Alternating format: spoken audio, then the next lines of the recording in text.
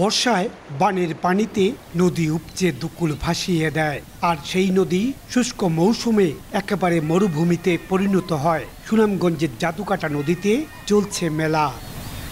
সুনামগঞ্জের বিশ্বমপুরের এই জাদুকাটা নদীর বুকে ধান লাগিয়েও বছরের একমাত্র ফসল টিকাতে পারছেন না এই এলাকার কৃষকেরা।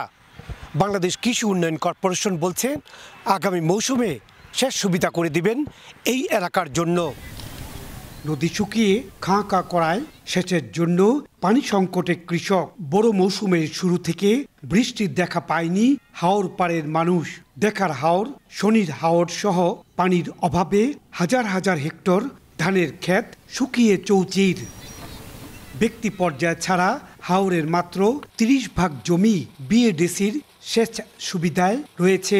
আগামীতে এর পরিধি বাড়ানোর কথা জানালেন সংশ্লিষ্টরা। নদী নাই, পানি কোথায় দিব? ধান একেবারে মরার অবস্থা। 10 বছরের ভিতরে যেভাবে নদী এভাবে ভরে থাকে। 40টা 5 কিউসেক মোটর আর 15টা 2 কিউসেক মোটর কৃষকদেরকে বিতরণ করা হবে আগামী 5 বছরে। পানি উন্নয়ন বোর্ড 2023 সালে সুনামগঞ্জের 19টি নদীর 443 কিলোমিটার খননে 2000 কোটি টাকার একটি প্রকল্প হাতে নেয়। প্রকল্প বাস্তবায়নে দিন গুনছেন সংশ্লিষ্টরা। আমাদের নদীগুলোতে ড্রেজিং হয়ে যায়, তাহলে সেক্ষেত্রে আমরা সার্ভিস ওয়াটার ব্যবহার করতে পারবো এবং যে সেচের যে সমস্যাটা সেটা নিরসন হবে। এদিকে ফসল রক্ষা বাঁধ নির্মাণে অনিয়ম সহ বড় মৌসুমের আগাম বন্যা মোকাবেলায় বিভিন্ন প্রকল্প নিয়ে জরুরি সভা করেন জেলা প্রশাসক। 28 ফেব্রুয়ারি ফসল রক্ষা বাঁধ সংস্কারে শেষ সময়সীমা থাকলেও 15% বাঁধ এখনও সংস্কার হয়নি।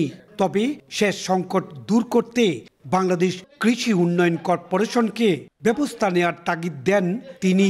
আমরা বিএডিসিকে বলবো যেন আরো কিছু সংখ্যক জরুরি ভিত্তিতে এলএলপি আমাদের অনুকূলে বরাদ্দ দেয়। চলতি বড় মৌসুমে জেলায় 2,23,000 হেক্টর জমিতে বোরো আবাদ করা হয়েছে।